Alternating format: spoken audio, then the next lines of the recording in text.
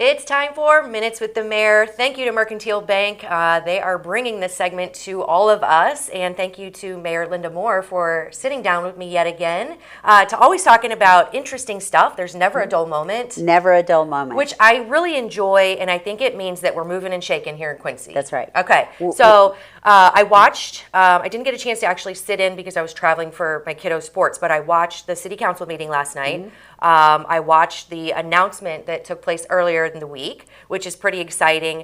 There's, again, always stuff going on, but can we start with the good news? Sure. Okay, and that is Quincy Airport.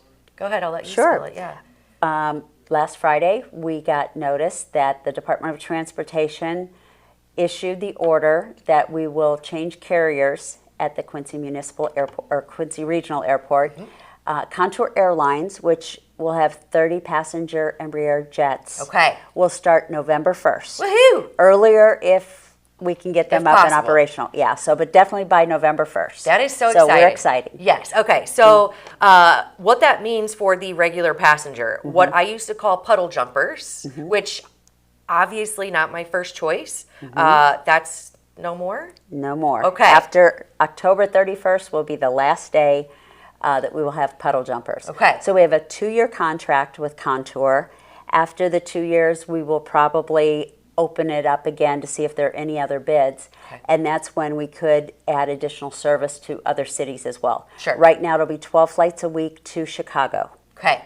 And obviously, you know, people have said or speculated that we're hoping to open that up to Nashville, which I think everybody was excited about. So it is on the plate. Right now, there is nothing to St. Louis, which I think is okay. I mean, yeah, if I had to pick, I'd rather have it to Chicago. But, and then the service, the 2-year contract will give us time to evaluate the service, evaluate if they're doing what they said they are going to do, right? Correct. And then we can open it up if necessary. But I think, so the concerns are that nobody's using the airport, that the flights are delayed, but this is hopefully to alleviate all of those concerns. Correct. Well, and Contour also services Burlington, Iowa, and Kirksville, Missouri. Okay. And we've talked to their airport people, and they love it. Yeah. It's absolutely wonderful. So we feel good that this is going to be a very positive turn for us. Perfect. Plus, just, you know, from my experience flying for so many years, a bigger plane is less likely to be grounded because of weather. Right. Delays. You know, or other issues. So I feel much more comfortable about a larger plane. Yeah. I've flown these, you know, in and out of Aspen for years. Yeah. So, you know, they're comfortable. Your luggage can get on with you. Right, yeah. You don't have to worry about that. You're not feeling every lump and bump. Yeah, no, That's right, I think it's a great... There's bathrooms on board. Right? Yes, which is it's a must. But I think that's a step in the right direction for Quincy. I mean, I think a lot of people were like, what's happening with, what was the other one, Southern or... well, Southern is our current provider. Yes. Yes. So what was happening with that? But I think any improvement is going to be improvement. Correct. And then Absolutely. we'll keep an eye on the performance, and the goal is to have how many passengers a year? 10,000. Okay. And it's possible if every seat were filled on every flight, we'd have over 37,000 passengers. Oh, wow. So if you look at it that way, you know, 25% of the seats have to be full on every flight. Yeah.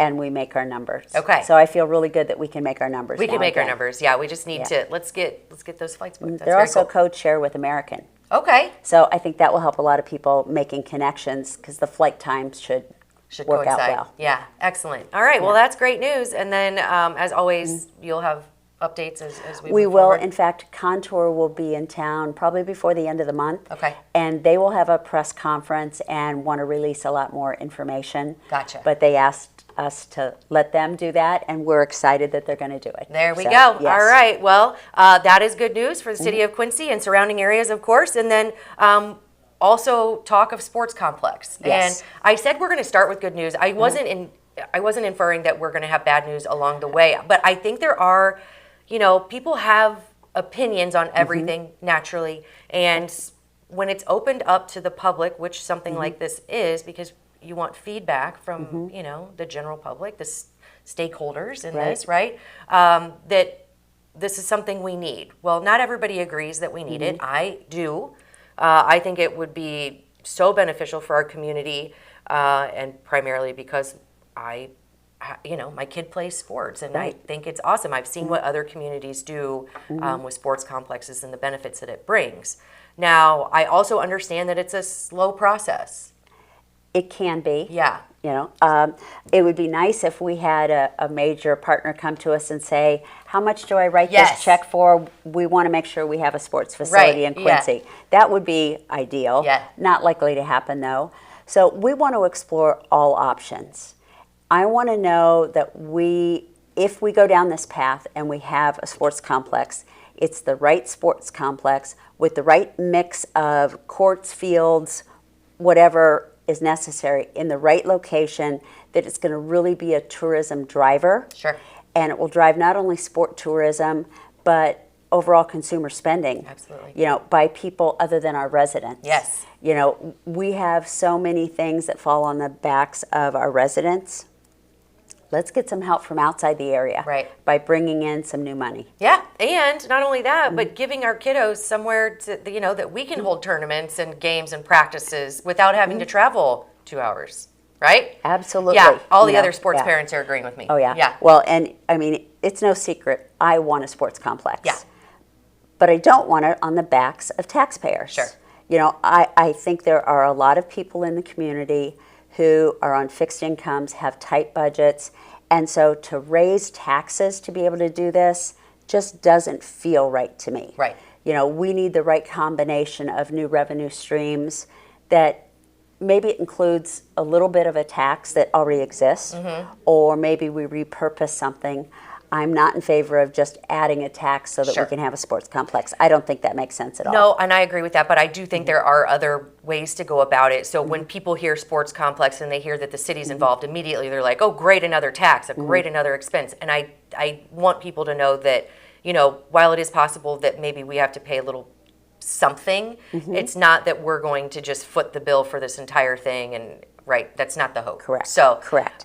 Try to, I guess what I would encourage people to do is be a little optimistic when it comes to this, because it is a big thing for Quincy. Right. Yeah. And keep an open mind until we have the answers. Right. Because right now we don't have the answers. Okay. I'm not even sure we know what all the questions are. Yeah. So we're still in that discovery phase of trying to find those things out. Once we gather more information, we can have a plan. We'll present it to the voters. Sure. But to the residents, and then we'll make some decisions Yeah. at that point. But But we're months away from that. And David Adams said, if you're hearing information that we've already, acquired land, or we already have this, or we already have a plan in place, it's false. So go to the source. If you're Exactly. hearing things, make sure that you're asking questions to the right people, and don't just perpetuate negativity, and, because this is moving forward. This is what progress looks like. Exactly. Okay, so, and speaking of progress, when you're talking about new revenue streams, a lot of times our residents, our constituents, we talk about spending, costs, dollars being, whether you're spending it efficiently or wasting, whatever it is, that's all we talk about. Rarely do we talk about where the city is saving us money. Can you talk a little bit about that? Sure. Okay. A lot of the savings comes from efficiencies, and it comes from tightening up policies so that money can't just be spent without it going through council, without it going through public review. So last night we passed 2 policies that are really going to help us. One is on military leave, so that we're consistent with all of the state and federal laws, mostly the federal laws, but we have a policy that everybody can clearly understand. So there's no doubt that, well, if this person goes on military leave, does the city continue to pay them? Do they get military pay? Sure. How does that work? So the policy is clearly spelled out now there, and that could be a significant amount of revenue out the door. Sure. If we don't, keep a tight grip on that. The other thing is our travel policy. We don't do a lot of traveling from the city, but we do have some. We send our public safety officers to the fire academy or the police academy for training. That's mandatory. But we also do go to conferences or events, seminars, webinars throughout the course of the year. Our travel budget, is maybe 1/3 of 1%. Yeah, very You know, limited. of Sure. our budget. It's very limited, but we've tightened it up. You know, so that now we don't have people double dipping, getting per diem, and somebody's providing them a meal. Sure. You know, it's very tight so that we can save some money that way. The other thing that we're trying to do is, as we have, we passed our procurement policy a couple weeks ago, and within that, you know, we have to have a certain number of bids. We have to have some extra scrutiny at any of the bids to make sure it complies with everything that we need it to comply to, but that it also falls within line with our budget. Sure. Yeah. And I think, you know, efficiency is always something that city governments in general need to adhere to, right? Because absolutely. seems to be a lot of red tape, a lot of jumping through, you know, hoops to get things done, and that just creates expense, whether people, you know it or not. Any kind of administration, anything that any hands that have to touch it at a cost, right? That's right, absolutely. So efficiency is king here, and I like to hear that you're focusing on that as well. I know you have your hands full. I do want to give you a quick kudos and to Central Services and all the guys who are working on the streets. Our bridge down Harrison is open, Yes. and it's beautiful. I have driven on a lot of really nice streets, and I can tell that there's progress being made there too, even if sometimes it's a headache getting through the construction. So wanted to give a shout out there because credit is definitely due. Yep. Yeah. Our crews and our contractors have worked really hard this summer. We have had a lot of street closures throughout the summer, but we're getting the work done. Yeah. And I think that's key. You know, if we were to keep up on our roads and have all of our streets and roads where we wanted them to be, we would have to spend $500 million. Yeah. Which we don't have. And focus on nothing else. And in fact, streets, normally you have to redo them about every 50 years. So we need to spend $15 million a year on streets. Yeah. Typically, we spend $7 to $8 million. Right. So we're falling behind more and more every year. We're looking at how do we hit that $15 million and devote that much money so that we at least stay even. Yeah. And how can we make that $15 million go a little further? You know, we can completely rebuild the street, you know, from the ground up, which a lot of times that's what we have to do because they're so bad. But if we could just simply either mill and cover or resurface a road, it's a whole lot cheaper and we can make money go a whole lot further. Right. Well, that looks good, but it doesn't last as long. Right. So we're weighing, you know, if we redid that and just resurfaced, we get 5 years out of it, or do we completely rebuild it and get 50 years out of it? With Just the trying to cost. come Yeah. up with that formula that we get the most bang for our buck. I don't know if anybody's figured that out yet, but we'll see. It's a tough. We're working on it. Tough challenge, but yeah, I know you and your team have your hands wrapped around a lot of stuff, and yeah, I think things are great. And obviously, we can't please everybody all the time. That's right. But progress is progress, and I like to see the steps in the right direction. I like to see that people are more engaged, and it does seem that people are more, even if they're not so happy voices, they're at least voices. Right, and exactly. I think that's good Oh, stuff. Yeah. And one of the things I think a lot of people feel they can use their voice. We want to hear from them, Yeah. whether they like what we're doing or not. Sure. That's okay.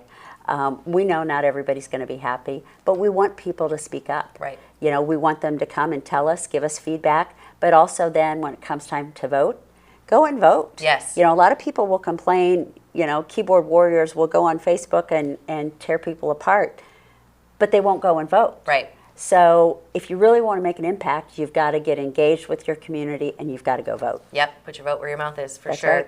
right. Anything else? I feel like we've covered a lot, but you guys are working on so much stuff. I don't want to cut anything Happy out. September. Yeah, you know? right? Yes. It's crazy. I love the season that's coming up, but it's sad to see summer basically gone already, and then Christmas is like tomorrow, basically. Right. Yeah.